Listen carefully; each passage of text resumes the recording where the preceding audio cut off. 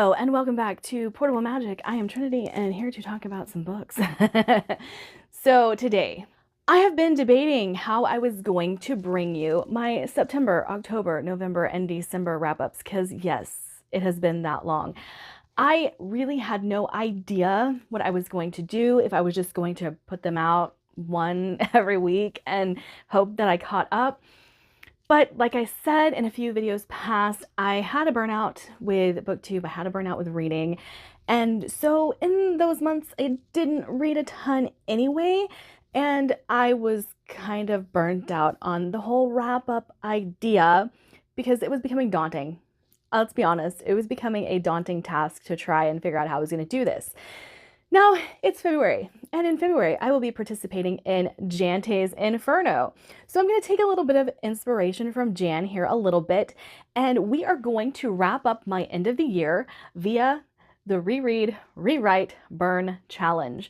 And she does her wrap-ups this way every month, and I really love it. It's very entertaining, and I was like, okay, that could be fun. That I could handle. Now, I don't have all the books sitting beside me, but I do have the slips of paper in my jar, my trusty Owl Crate jar that I don't use anymore because I bought my own jars.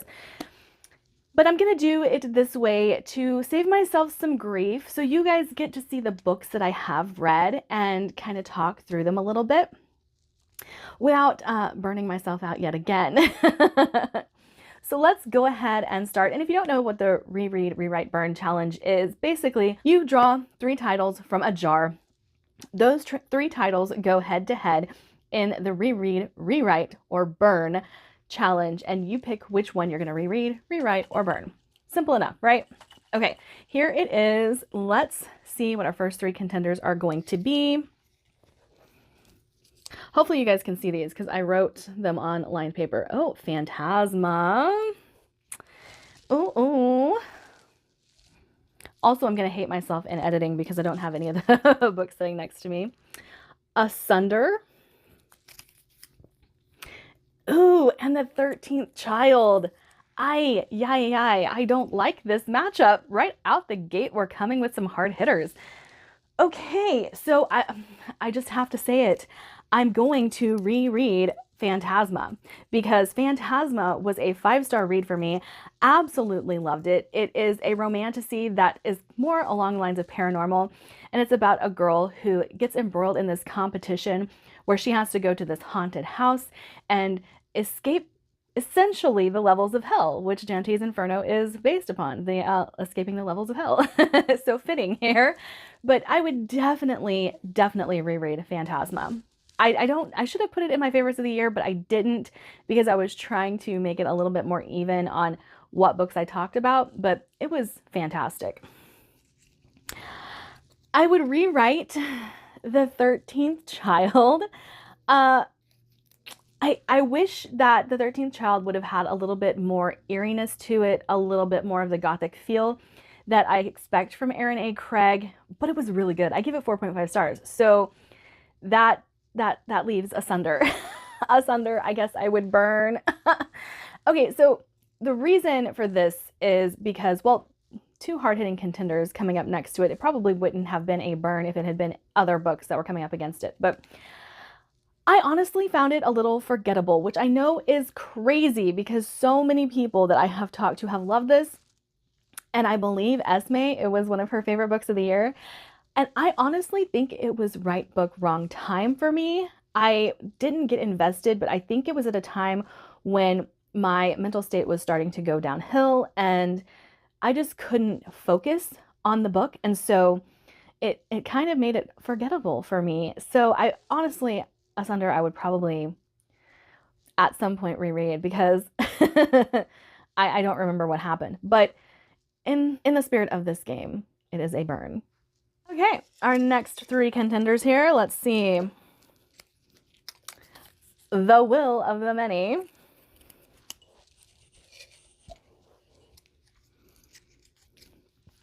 Poster Girl. And Godblind. Oh, this one is going to be easy. Okay, obviously, if you guys have seen my favorite books of the year, I will be rereading The Will of the Many. I loved this book. I really loved the characters. I love the concept. It just, everything about it I loved. I talked a lot about it in my favorite books of the year, so I won't go into too much detail here, but it was fantastic and it was surprising because I didn't think I was going to love it. There are so many people with like outside of my reading taste who loved it that I just was like not sure. I would rewrite Poster Girl, and I would rewrite Poster Girl to be a little bit longer. I really enjoyed this story. I would like to see it more in depth. I wouldn't mind a series from this world because I love Veronica Roth's writing, and I wasn't expecting to just really enjoy this story. It had seemed to get so much hate when it first came out, and so I put it off and put it off, but it actually turned out to be a really good story, and I would definitely burn Godblind because my goodness, I was so disappointed in this book. I had been going into it very eager for a super grim, dark story from everything I'd heard about it. I thought the main character would be morally gray. This is YA, guys. It is YA. There's no doubt in my mind that this is YA and trying to be grimdark because there was nothing about it that I found to be appealing in any way.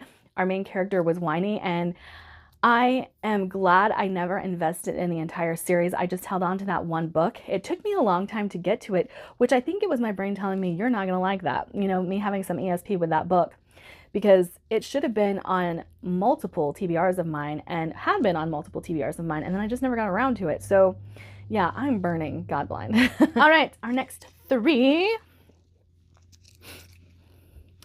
The Sapphire Altar.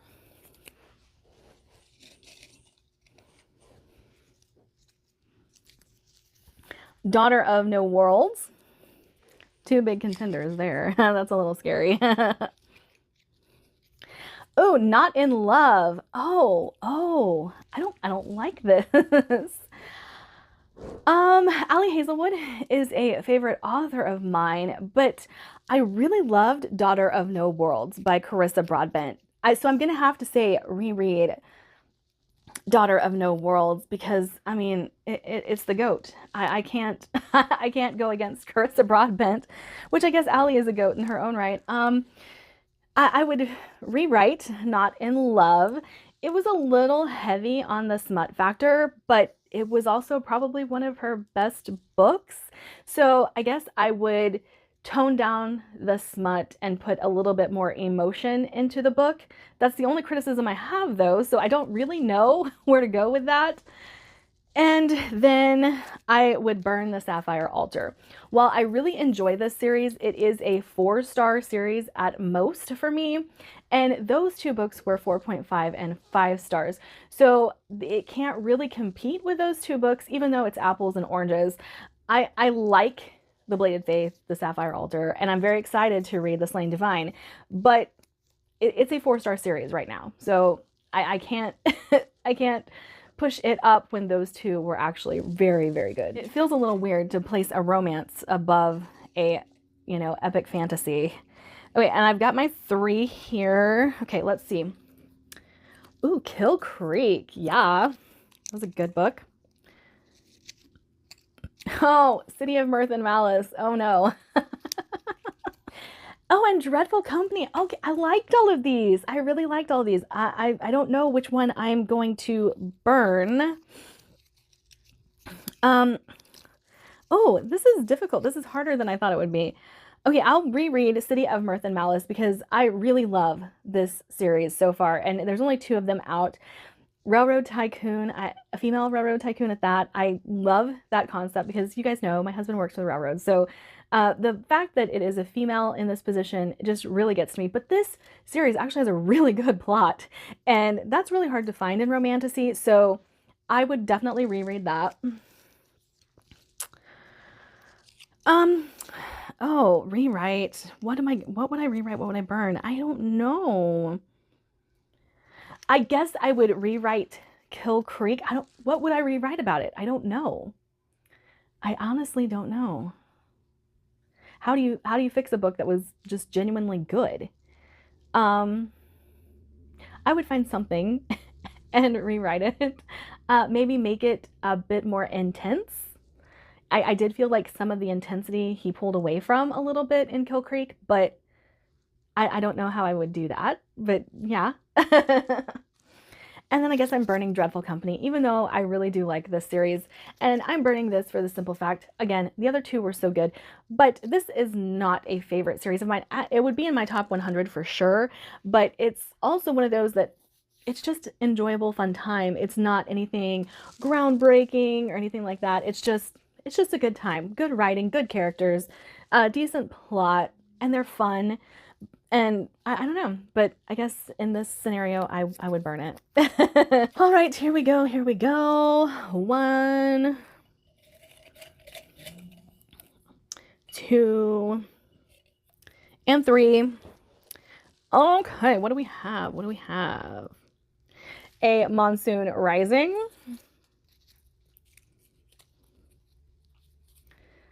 Goddess of Nothing at All. And Some Desperate Glory. Okay, this one is actually going to be very easy for me. I would reread Some Desperate Glory. Absolutely love that. Had some hints at like The Handmaid's Tale and sci-fi, and we're like frolicking through space trying to save humanity. I really, really love this. Okay, rewrite. I am going to say A Monsoon Rising. Now, I've explained this a million times, but I love this story. And it is because I read it in its original fan fiction version. And so when I read them, I am not reading the people that you guys are reading. I am reading Kylo Ren and Rey. I am reading the story that kind of just sat with me and made me melt and was my escape for a little while. And I just kept rereading it because it brought me joy. And now it's a published series. So I read them and I still read the same story that has brought me joy for quite a long time. And so I would kind of rewrite these to be their own thing. I do think that if you're going to go into these books, you have to have a knowledge of Star Wars. You have to be familiar with Rey and Kylo. You have to know some of their backstory and all of that stuff to really engage with these books. And that's sad because it is a very, very good story, especially if you know the backstory of the characters and all of that. And, you know, I think they might have done her best, but it just doesn't come across as anything other than Rey and Kylo. And unfortunately, I would be burning The Goddess of Nothing at All. There's nothing wrong with this book. I just want to point that out. And my dog is kicking over the tripod yet again. Oh, turd. Okay. Again, nothing wrong with this book. I just felt like everything was a bit too familiar to me. I'm very, very familiar with Norse mythology, especially in regards to Loki and Thor. And so this kind of felt like a regurgitation of all the things I've read. I did like the way that it was presented in this story, the way trauma was represented in this story, and Loki's story was kind of given a new light in this book. And I loved all of those things. I loved all of it. It's just that it felt so repetitive to me because it's stories I've heard a million times over. So if you're new to Norse mythology, I think that you would really, really love this book. And I'm really excited to see what else this author writes because I've sat on this book for so long and I feel bad about it because I won it in a giveaway and the author was kind enough to send me a physical copy. So I feel bad, but I don't know. It didn't work for me, and I think it was because of my familiarity with Norse mythology and nothing else. Okay, let's pick 3 more. 1, 2, and 3. I almost saw that one because I was trying to shift it between my fingers. Okay, let's see. Oh, The God in the Gumiho. A Song to Drown Rivers. Ooh, and The Spite House. Why do my horrors keep coming up against romance? I don't like this. I really loved The Spite House. Oh, okay. So I would reread The God in the Gumiho, and that is just because it's a really cute romance, and I really enjoyed it. And I don't see anything that I would want to change about it. I would rewrite A Song to Drown Rivers because I really, really enjoyed this story. However, it was a 4-star for me because I thought it needed more background. I wish the story would have started in a different place than what it did. But other than that, I really liked the story. I really liked the folklore and everything else about it. So I just would rewrite for it to start in a different place than what it does. And I guess I'm burning the Spite House just because those other two were really good. I really enjoyed the Spite House. Kill Creek and the Spite House, I really enjoyed. For them to be coming up against books that are like apples and oranges again, I feel is a little unfair, but this is based off of my enjoyment. All right, next 3. 1, 2, and 3. Okay, well, oh, In the Garden of Spite, Guns of the Dawn, and Briar Book of the Dead. Okay, this is also going to be easy. Briar Book of the Dead, I would reread. I absolutely love A.G. Slatter's writing. Anything that A.G. Slatter writes is probably going to make it really high up on my favorites of the year. This would have been an honorable mention for me, but I didn't do honorable mentions as I just kind of wanted to talk about my favorites. I didn't want to, I had a lot of them. So the fact that that didn't make it on there says a lot. I would burn Guns of the Dawn. I couldn't finish it, even though I wanted to, because everybody told me I was going to like it. I ended up DNFing this like about 40% through. So I read enough of it that I put it in the jar, but I just got to the point I didn't care. And I'm starting to really think that Adrian Tchaikovsky is just not for me, period. I'll still keep trying because there are a few that I really find interesting. And I think I even have 1 or 2 more. So I'll still keep trying them as long as I have them. But I'm not going to be buying any more Adrian Tchaikovsky. And that means I would rewrite In the Garden of Spite. I really enjoyed this story. However, I felt like it drug on a little too long. The middle part was just kind of repetition of things, which there's a point to that. And I totally get it. But I started to get bogged down a little bit in the middle, and I felt like the ending wasn't as explosive as I was expecting. So I would rewrite those things. However, I really, really enjoyed the book. It is feminine rage at its finest, and there are a lot of trigger warnings that I would give for this book, but definitely worth the read, even though in this scenario, I would rewrite it. Right, we are getting there. We are getting there. So let's see, 1, that is 1, right? Not 2, okay. 1, 2, and 3. Whew, okay. I probably should have brought my drink back here, but I didn't. Okay, Necroscope, the Kaiju Preservation Society, and Cackle by Rachel Harrison. So I'm definitely going to be rereading Cackle because it's the only one I liked of these 3. Cackle was fun. I don't have much to say about it other than that. It was an enjoyable read. Rachel Harrison is a pretty good writer from what I've read so far. I think I've only read 2, but I have more on the list, and So Thirsty is what I'm dying to get to. But in this case, this would be a reread. So I have to say a rewrite would be the Kaiju Preservation Society because I don't like humor. I did not realize this was humorous when I picked it up, and I didn't realize that until, a lot of reviews started coming in for it and saying that it was. I don't like humor, so I would cut out a bit of the childishness of this story and make it a little bit more structured, a little bit more adult. We're done with that one. And then I would burn Necroscope. I was trying to read this with a couple of my friends. I got about 30% into it. I was just like, this is not for me. Not for me. I don't like this at all. I don't see how anybody does.